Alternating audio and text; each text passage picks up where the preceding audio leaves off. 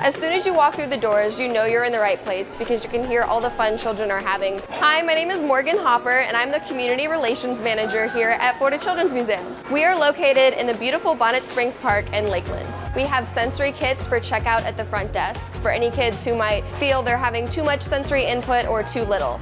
We have things for kids who like science, who like math, who like art. We have Watermelon Seas, which is our gallery for kids 6 and under. Design Park is for the older kids, ages 7 to 12. And then upstairs we have City Play. Kids can be anything from a veterinarian to picking oranges and part of the Florida citrus industry.